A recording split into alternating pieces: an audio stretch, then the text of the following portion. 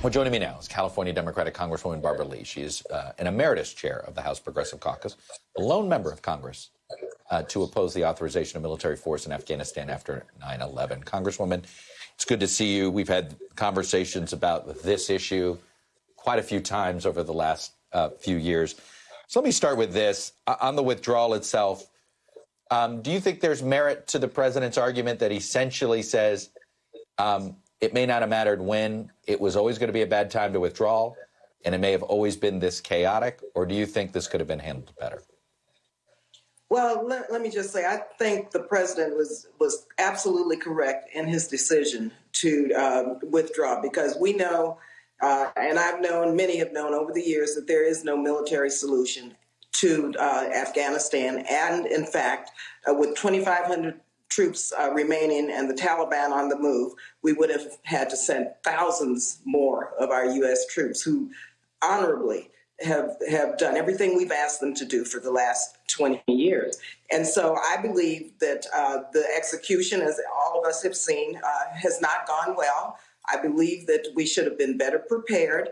But I also know that, for instance, with many of the Afghans who have provided the type of assistance that we desperately needed, there were very few lists, if any, of who they were. And so that's just an example of the lack of preparedness. And so right now, I'm really very clear on what we need to do in terms of providing the resources for the safe evacuation of Americans, Afghan allies, women, and children, to make sure that they have safe passage onto, into some place, some country where they will be safe and secure.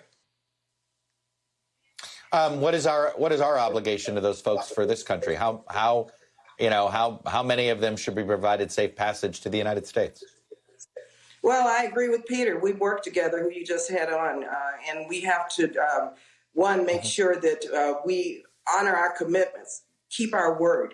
And I believe we must lift the refugee cap.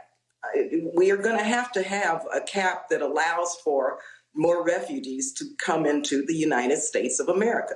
We also need to move very quickly with our international allies to make sure that they are putting forth plans for refugee resettlement, because we cannot abandon these individuals. And we have to make sure that they all are transported out of Afghanistan, because it is a very dangerous situation. And having said that, I have to just say, I think that the evacuation plans now are more, they're becoming smoother. They're becoming clearer, but we have thousands and thousands of people to evacuate from Afghanistan. Once again, the reason I could not support this is because I knew for a fact that there was no military solution in Afghanistan, and we're seeing that, unfortunately, come to play. And so we have to be very strategic now in how we move forward and make sure that everyone is safe who has helped us and all of our Americans in the country. Do you think the president needs to make it clear that August 31st is not a deadline, that the deadline to get our troops out is when we get all Americans out and our allies? Well, the president and his military advisors will advise him on what decisions that he should make. And I believe that he's going to make the wisest decision. This president has been very forthright.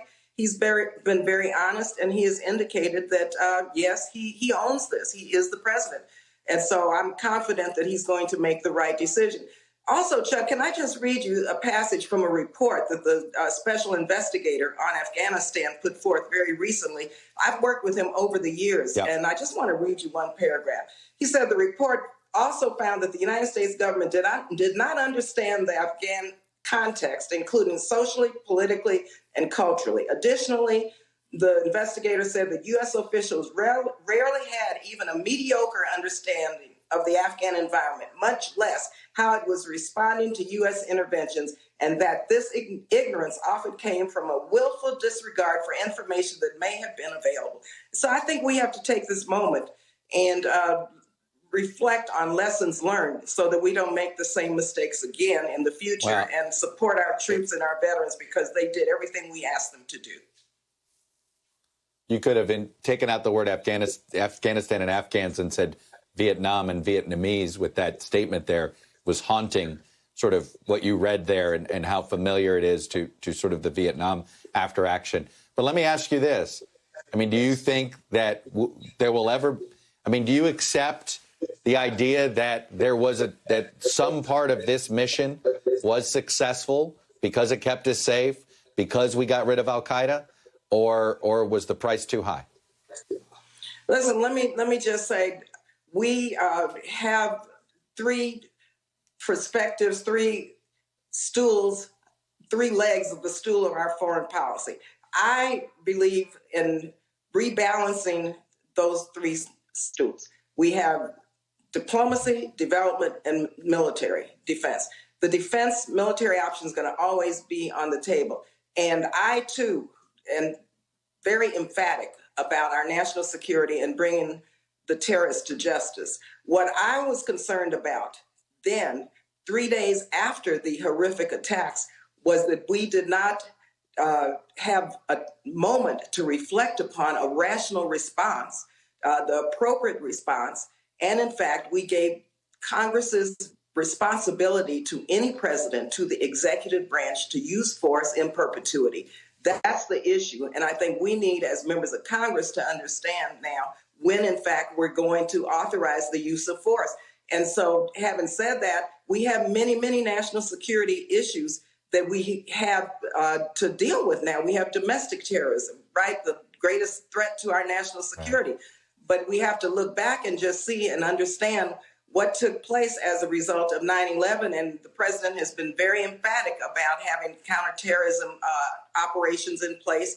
And in fact, we need to look at how we rebalance our approach in the world as it relates to global peace and security. Well, Congresswoman, I could keep going on this, but I'll tell you, you brought up something that I think every single member of Congress, if one lesson they ought to take away is be careful when you allow if you just keep farming out tough decisions to the executive branch. You guys are an equal branch of government.